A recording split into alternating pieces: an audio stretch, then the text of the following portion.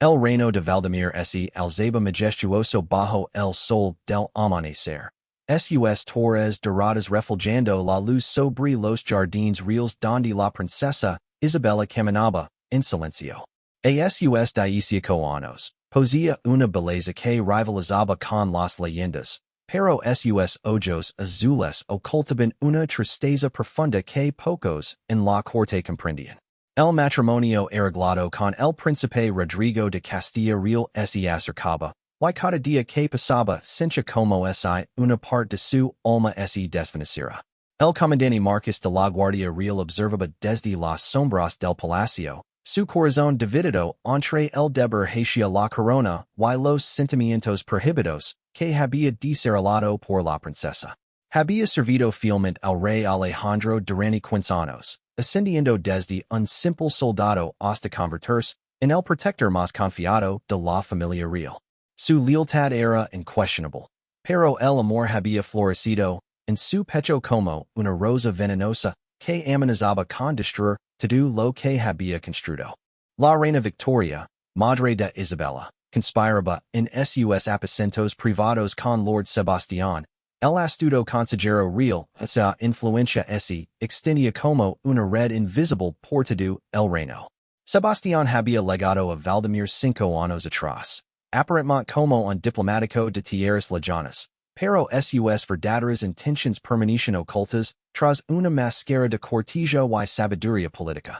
Su plan para derrocar al rey Alejandro había estado gestándose lentamente, utilizando las debilidades de cada miembro de la familia real como países en un tablero de ajedrez mortal.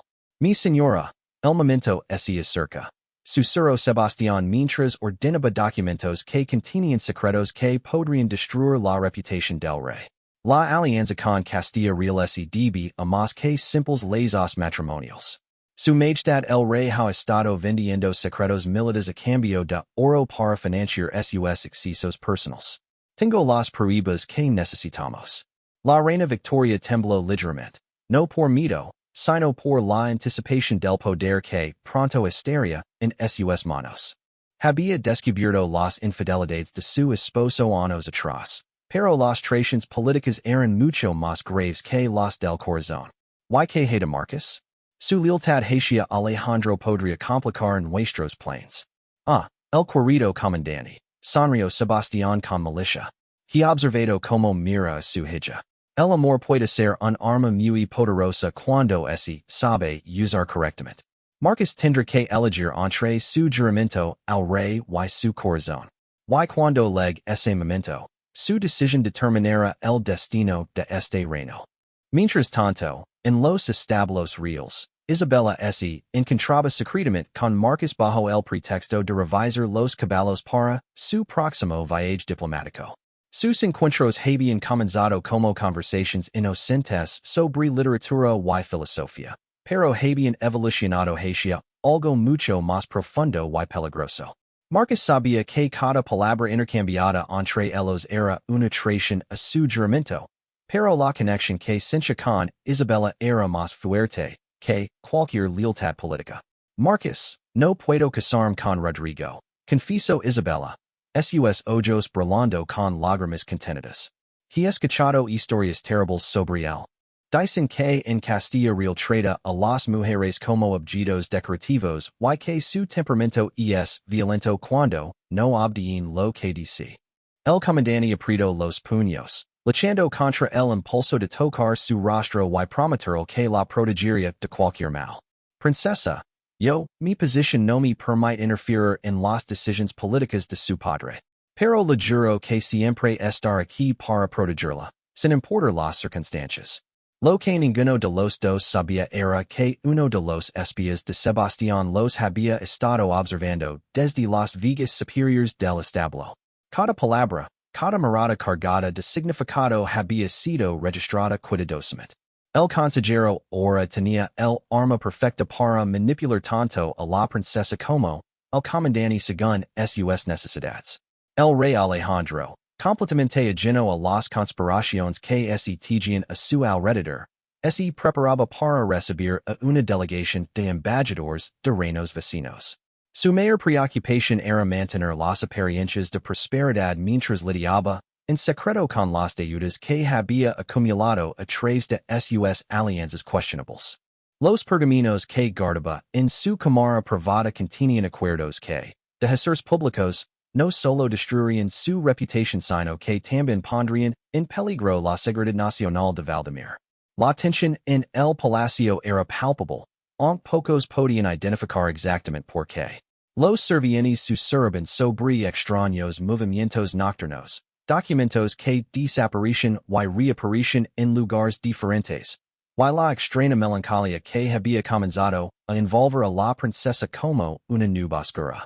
Los guardias reportaban actividad inusual en los jardines durante las horas más oscuras de la noche, pero cuando investigaban, no encontraban nada más que sombras y el eco de pasos que parecían desvanecerse en el aire.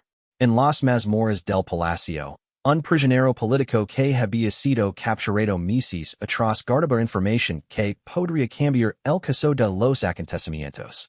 Había sido torturado para revelar los planes de resistencia de su pueblo, pero había resistido valientemente.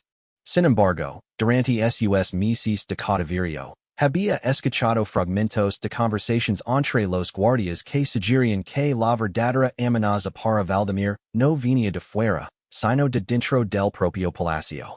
La noche anterior a la llegada de los embajadores extranjeros, Isabella tuvo una pesadilla que la despertó gritando. En su sueño, veía a Marcus siendo ejecutado mientras ella estaba forzada a mirar, vestida con un traje de novia manchado de sangre. La imagen era tan vívida que podía sentir el olor metálico de la muerte y escuchar los gritos de agonía que resonaban en los pasillos de piedra del palacio. Marcus, que había estado patrulando los corredores cercanos a los aposentos reales, escuchó el grito y corrió hacia la habitación de la princesa, olvidando temporalmente el protocolo. Cuando la encontró temblando en su cama, cubierta de sudor frío, su instinto protector superó cualquier consideración política. Sin pensarlo, se acercó y la consoló, sosteniéndola mientras ella lloraba contra su pecho. Fue solo una pesadilla, princesa. Estoy aquí. Está segura, murmuró, consciente de que cada segundo que pasaba en esa posición comprometida podría costar la vida si alguien los descubría. Sebastián, que había estado esperando exactamente este tipo de oportunidad, apareció en la puerta en el momento preciso. Su sonrisa era la de un depredador que había atrapado finalmente a su presa. Comandante Marcus, que interesante encontrarlo aquí a estas horas tan íntimas. El silencio que siguió a las palabras de Sebastián fue tan denso que parecía poder cortarse con una espada. Marcus se puso de pie lentamente, su mano moviéndose instintivamente hacia la empuñadura de su espada, pero sabía que cualquier movimiento agresivo solo confirmaría las sospechas del consejero. Isabella se secó rápidamente las lágrimas y trató de recuperar su compostura real, aunque su corazón latía tan fuerte que estaba segura de que podía escucharse en todo el palacio. Lord Sebastián, dijo Marcus con voz controlada. La princesa tuvo una pesadilla. Escuché su grito mientras patrullaba y vine a asegurarme de que estuviera bien. Mi deber es proteger a la familia real de cualquier amenaza, incluyendo las que vienen de sus propios temores. Sebastián se acercó lentamente, sus ojos nunca dejando de observar la tensión entre los dos. Por supuesto, comandante. Su dedicación al deber es admirable. Aunque debo decir que la forma en que consolaba a nuestra querida princesa parecía ir más allá de las responsabilidades militares típicas. Isabella se levantó de la cama, envolviendo su bata de seda más firmemente alrededor de su cuerpo. Lord Sebastián apreció su preocupación, pero no vio que era inapropiado en que un miembro leal de la Guardia Real responda a una crisis. Si no tiene asuntos oficiales que discutir conmigo, les sugiero que se retire. Es muy tarde y mañana será un día largo con la llegada de los embajadores.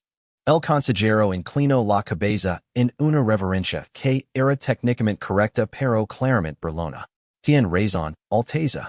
Aunque espero que comprenda que, como consejero de su padre, es mi responsabilidad informar sobre cualquier Irregularidad que pueda observar en el comportamiento de la corte.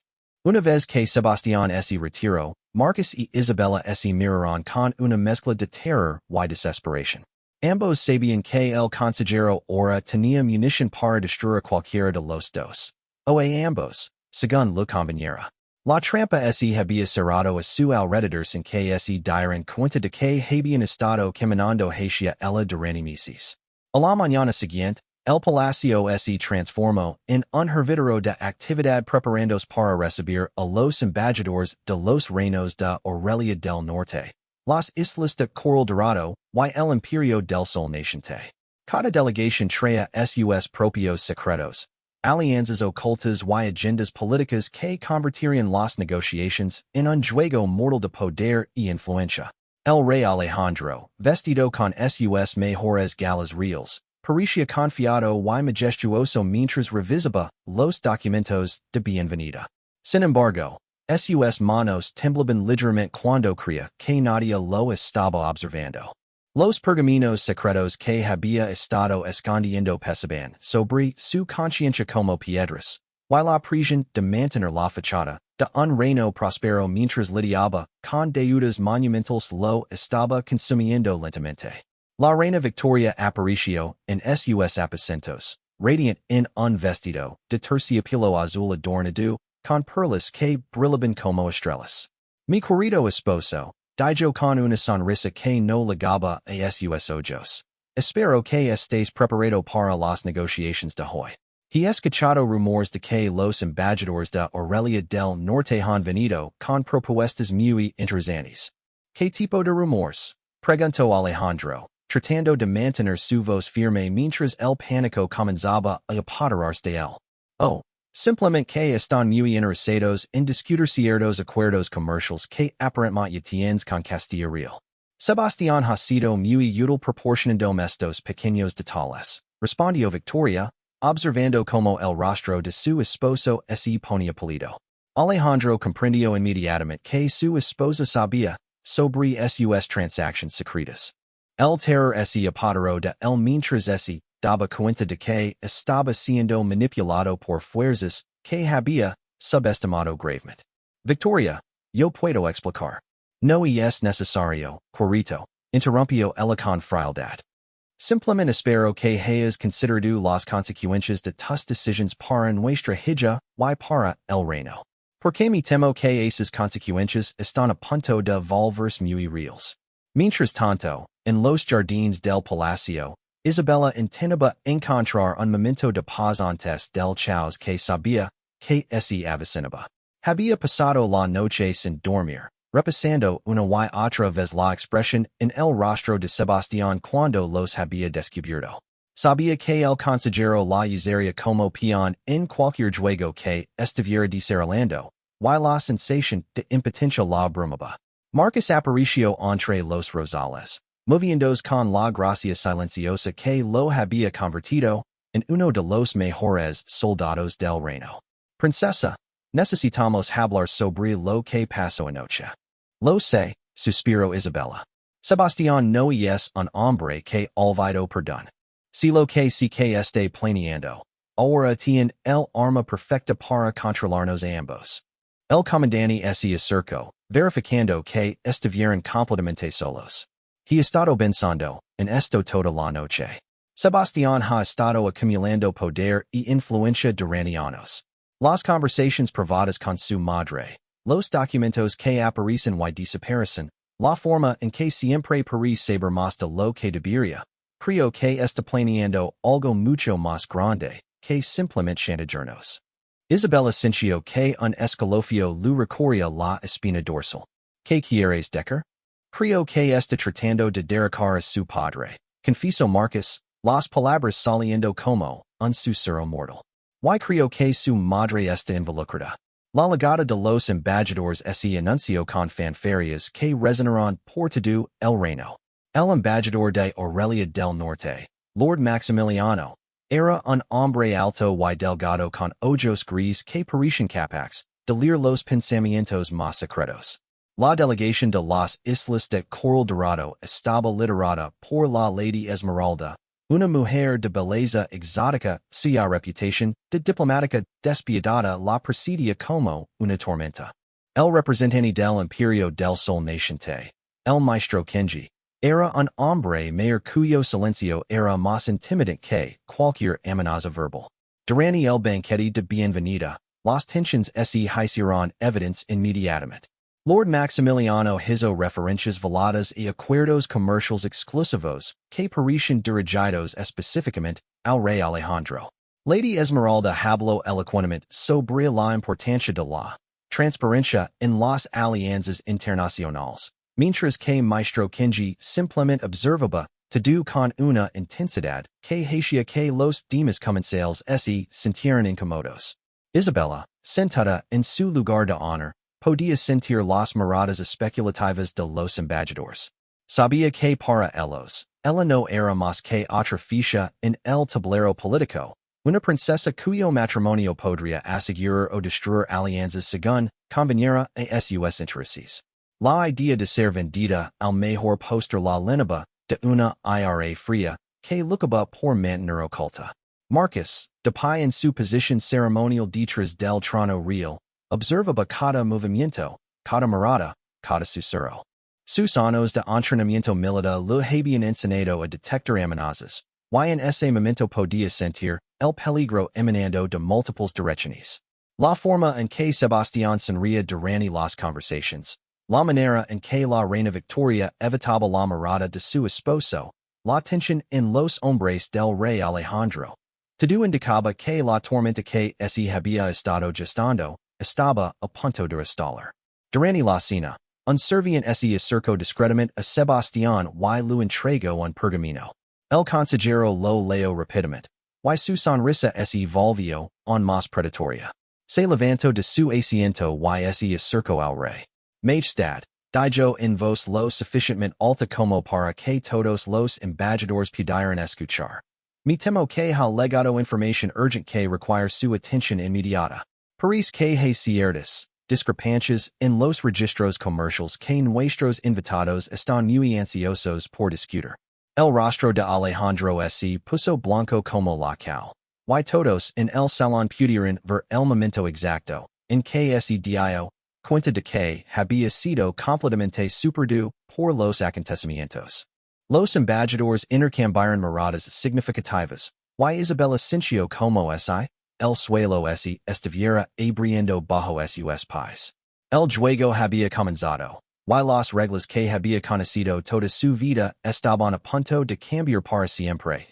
La reunión privada que siguió, el banquete se llevó a cabo en la sala de consejo más grande del palacio, un espacio imponente con tecos abovedados y tapices que contaban la historia gloriosa de Valdemir. Sin embargo, esa noche, la habitación se esencia más como una cámara de juicio que como un lugar de negociación diplomática.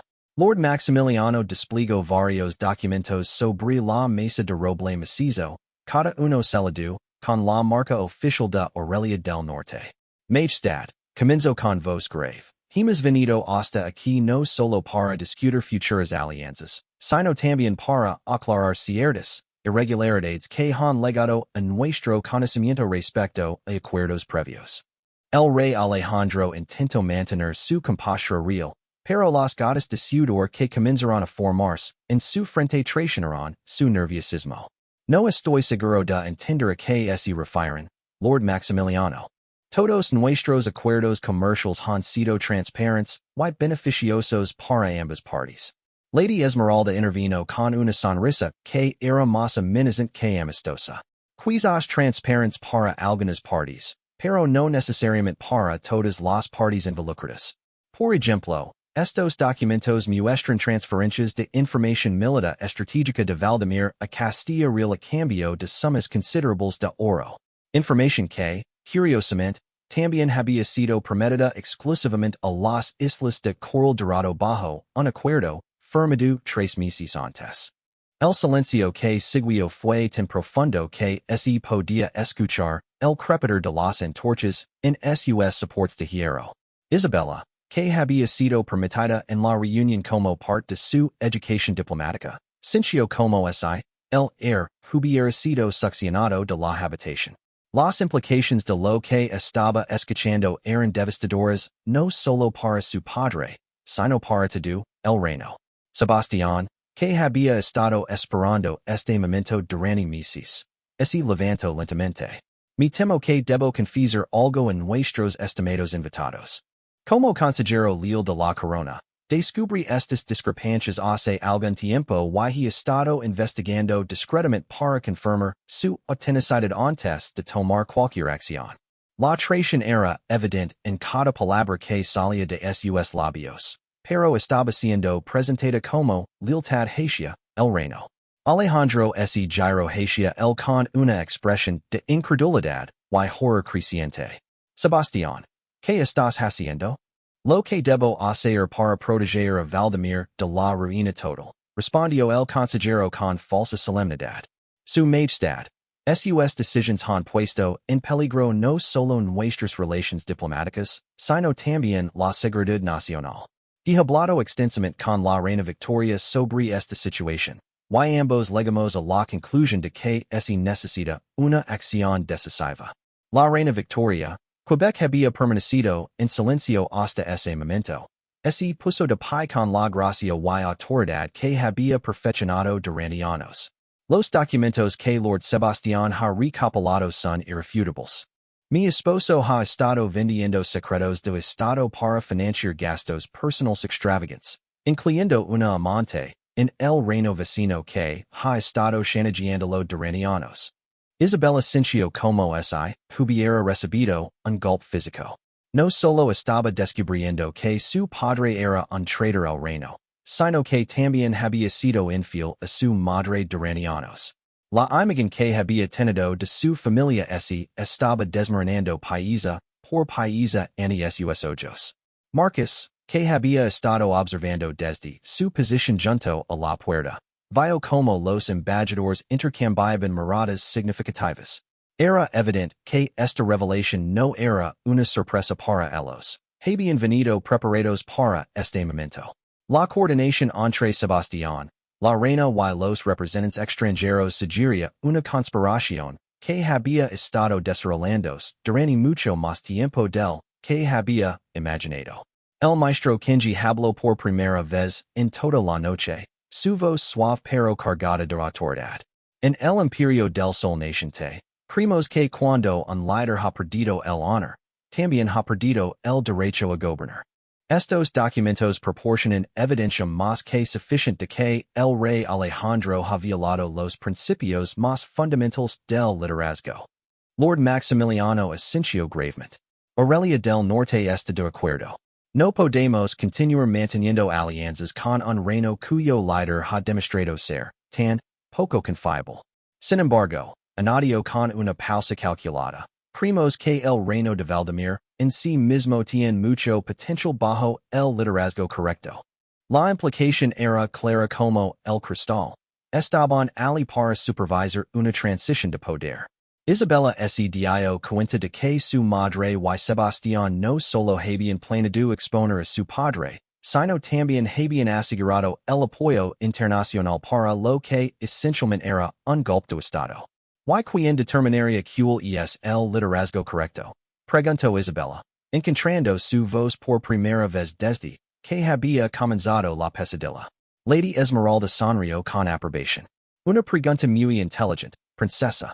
Por supuesto, según las leyes de sucesión de Valdemir, si el rey fuera declarado no apto para gobernar, el poder pasaría temporalmente a la reina hasta que se pudieran hacer los arreglos apropiados para el futuro del reino. La reina Victoria se acercó a Isabella y colocó una mano aparentemente maternal en su hombro, aunque Isabella podía sentir la frialdad que emanaba de su toque. Mi querida hija, sé que esto es mucho para procesar. Pero debes entender que todo lo que hemos hecho ha sido para proteger el reino y asegurar tu futuro. Mi futuro? Isabella se apartó de su madre. ¿Te refieres al matrimonio con Rodrigo? Eso también es parte de este plan. Sebastián intervino con su voz más persuasiva. Princesa, El matrimonio con Castilla Real aseguraría la estabilidad de la región y proporcionaría la protección que Valdemir necesitara durante la transición. El príncipe Rodrigo ha sido informado sobre los cambios y está completamente dispuesto a apoyar el nuevo régimen. Isabella sintió una ola de náusea al comprender la magnitud de la manipulación. No solo habían derrocado a su padre, sino que también habían vendido su futuro para asegurar alianzas políticas. Era una prisionera en su propio reino, rodeada de personas que afirmaban amarla mientras destruían todo lo que conocía. En ese momento, los guardias entraron en la sala escoltando al rey Alejandro, quien había sido formalmente arrestado bajo cargos de traición y corrupción. Su corona había sido removida, y lavaba grillets que resonaban con cada paso que daba. El hombre que había temido y respetado toda su vida ahora parecía pequeño y derrotado. Un rey que había perdido no solo su reino sino también su dignidad. Isabella susurró mientras pasaba cerca de ella, perdóname. Nunca quis que las cosas llegran a esto. Todo lo que hice, pensé que estaba protegiendo el reino, pero solo estaba protegiendo a mí mismo. Las lágrimas que Isabella había estado conteniendo finalmente comenzaron a caer. Papa, ¿por qué? ¿Por qué no me dijiste la verdad? ¿Por qué eres lo único puro y bueno que queda en mi vida? Respondió con voz quebrada. Quería preservar esa inocencia el mayor tiempo posible. Pero ahora debo pagar por mis pecados. Y me temo que tú también sufrirás las consecuencias. Marcus observó la escena con el corazón destrozado. Quería intervenir, quería proteger tanto a Isabella como al rey que había jurado servir. Pero sabía que cualquier acción impulsiva solo empeoraría la situación. Sin embargo, también se dio cuenta de que su propia posición estaba en grave peligro. Como comandante de la Guardia Real, su lealtad hacia el rey depuesto lo convertía automáticamente en una amenaza para el nuevo régimen. Como si hubiera leído sus pensamientos, Sebastián se giró hacia él. Comandante Marcus apreció su servicio leal hacia la corona durante estos años difíciles. Sin embargo, dado que su posición fue nombrada directamente por el rey anterior, me temo que necesitaremos hacer algunos ajustes en la estructura de comando. La trampa se cerró completamente. Marcus comprendió que no solo estaba perdiendo su posición, sino que, probablemente también, estaba siendo marcado para eliminación. Sabía demasiado y había demostrado ser demasiado leal al régimen anterior como para ser confiable para los nuevos poderes. Isabella miró a Marcus con ojos llenos de desesperación. En ese momento, ambos supieron que estaban completamente solos contra fuerzas que los superaban enormemente. El reino que habían conocido había muerto esa noche. Y lo que emergiría de las cenizas sería algo completamente diferente y mucho más oscuro. La noche del golpe había llegado a su fin, pero la verdadera pesadilla apenas estaba comenzando. Los días que siguieron al golpe transcurrieron como una pesadilla de la cual Isabella no podía despertar.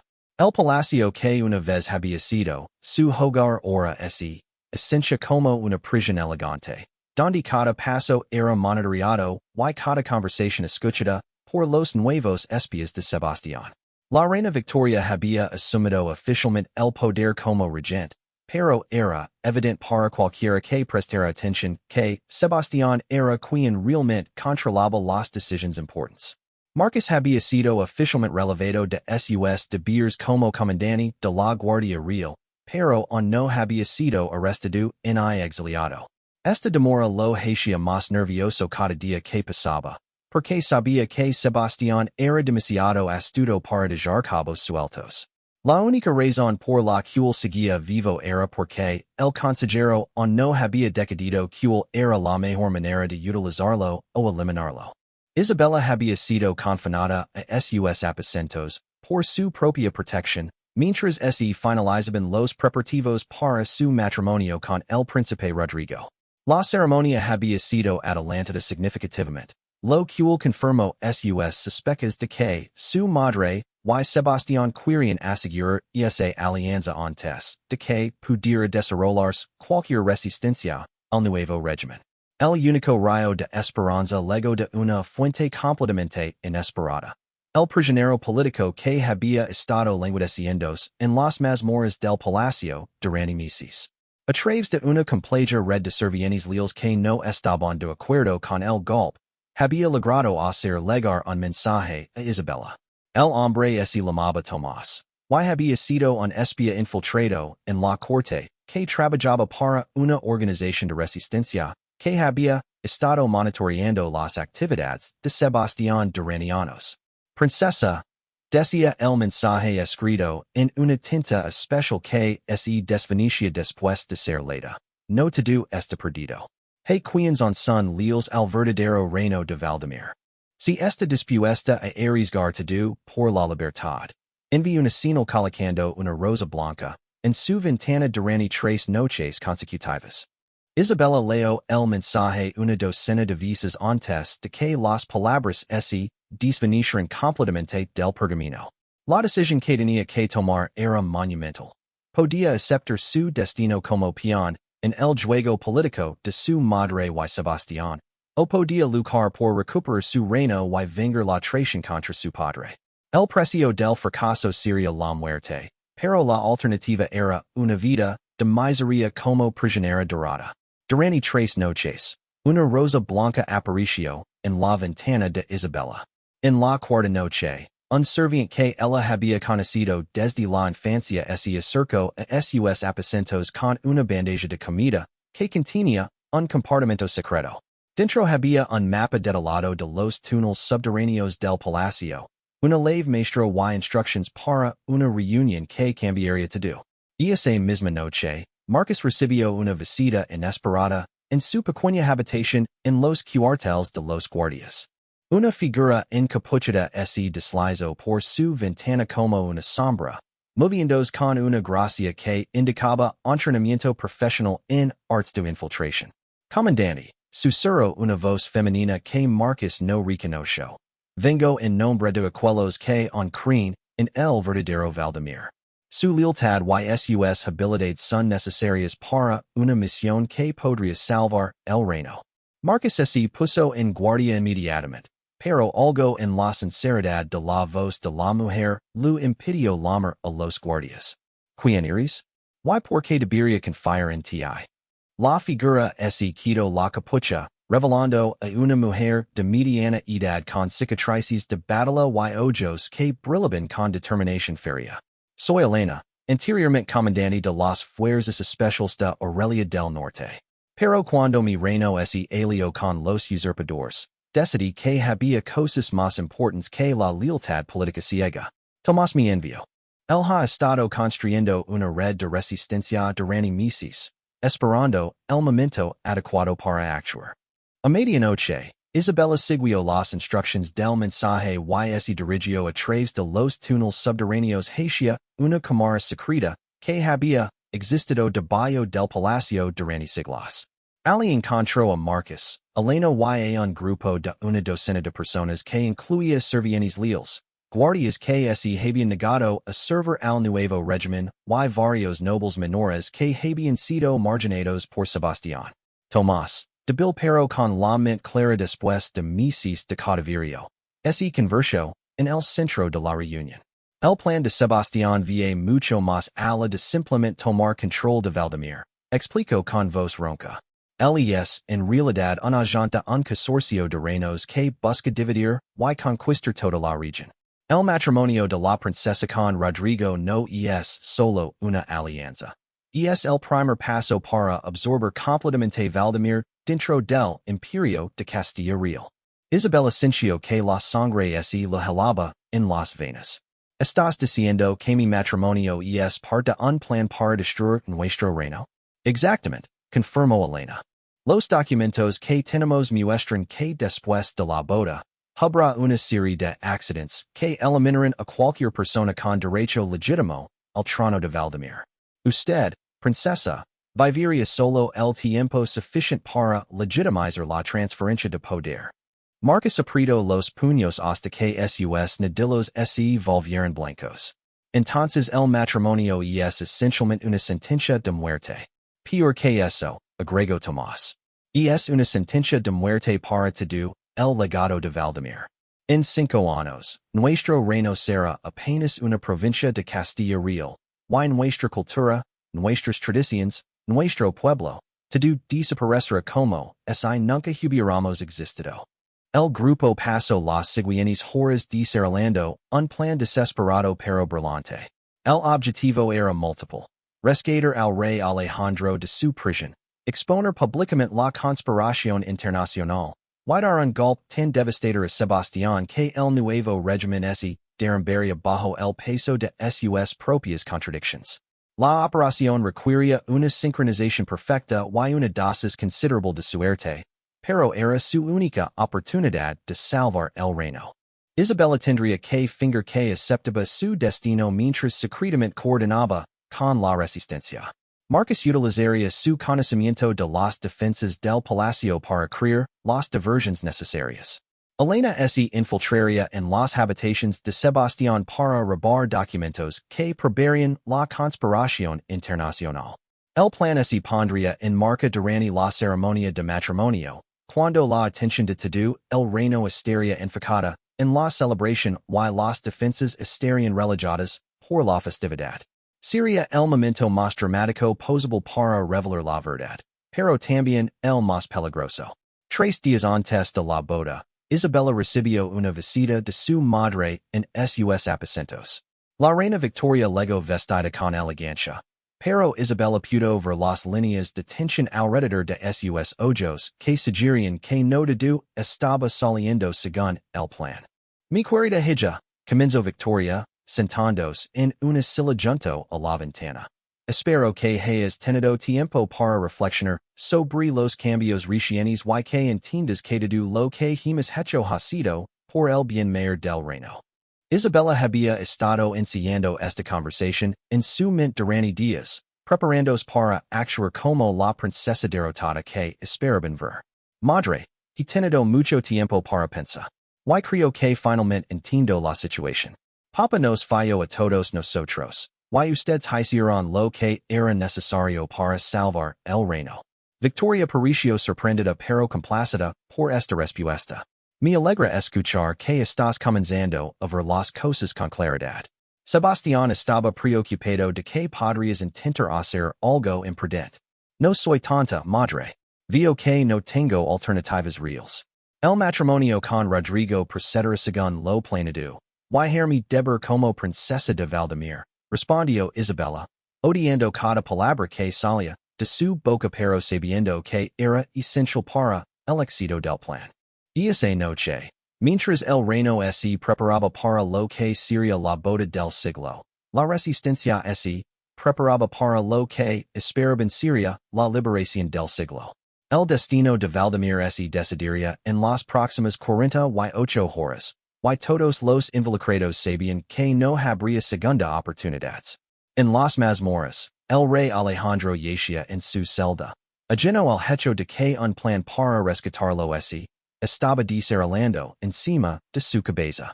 Había perdido todo: su reino, su familia, su honor. Pero aún no sabía que también estaba a punto de recuperar su oportunidad de redención, o de perder la vida en el intento. La guerra por el alma de Valdemir estaba a punto de comenzar, y cuando terminara, el reino nunca volvería a ser el mismo.